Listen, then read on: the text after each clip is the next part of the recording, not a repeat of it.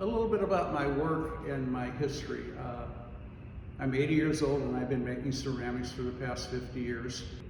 The first thing I do is I throw the form. I usually make sketches first. Then I throw the form, the base form, and after the form is thrown, the work has to sit and become leather hard, which is semi-dry, and then I can draw on it. After I get all of the faint lines in, then I have to go back in with a needle tool and I etch the line into the clay. The reason for that is that glaze is a liquid, and liquid runs, and the line on the surface of the pot prevents the glaze from running beyond the line, so that the color that's here stays there. It doesn't run down into the white, and the same thing would happen here. This white won't run down into the other part. And then it has to dry completely, and because of the complexity, it usually takes a while to dry them. I dry them very slowly. What I do is I cover them with a plastic bag, let them cure, uncover them, let them dry for a few hours, cover them again. So that sequence goes on and on until the piece is completely dry. And it's completely dry when I can put my cheek against the surface of the bisque piece and it's not cold. If it feels cold, then it still has some moisture in it. So it has to dry some more. After it's dried totally, then it gets bisque fired. After they're bisque fired, they come out and the glazing process starts. And the glazing process is very, very lengthy. So each glaze has a specific color, and the color of the glaze isn't always the same as the color that you get when it's fired. 3 coats of glaze.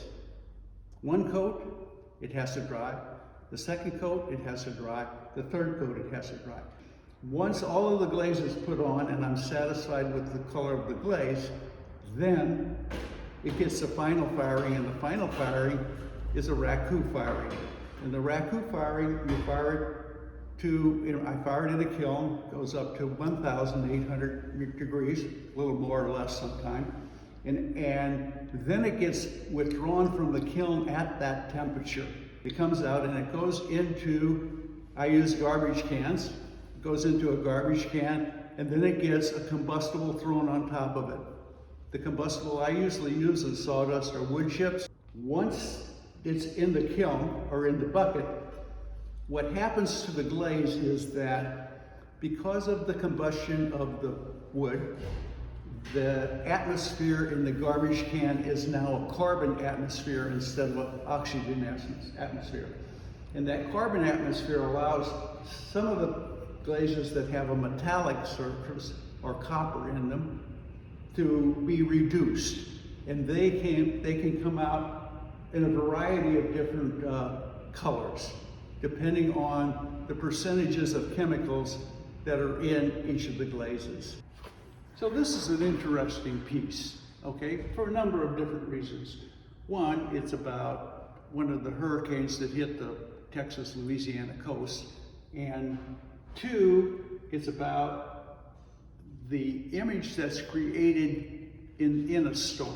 So if we look at this piece, you can see the storm clouds up above. We can see above the clouds, we have a lighthouse with clouds, and then above the clouds there are stars.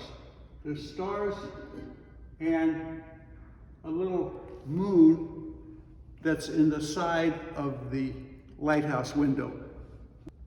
On the back side, okay, we have another element that's typical of coastal Texas, and that's the migration that happens periodically of the turtles being born and going to the sea.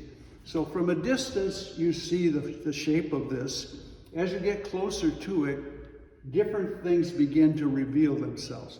You don't really realize there's stars and a moon on the lighthouse until you get up and start examining it. With some of my art, I really like to open the form up so you can see through it. So it lets the light get inside so that there's a realization.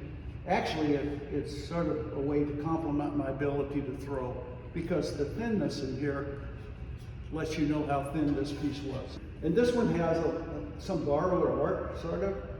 The lighthouses, there's 2 lighthouses, one on each side, and then there's 2 seascapes, one on each side. And Winslow Homer is a favorite artist of mine, and he painted some really, really nice seascapes.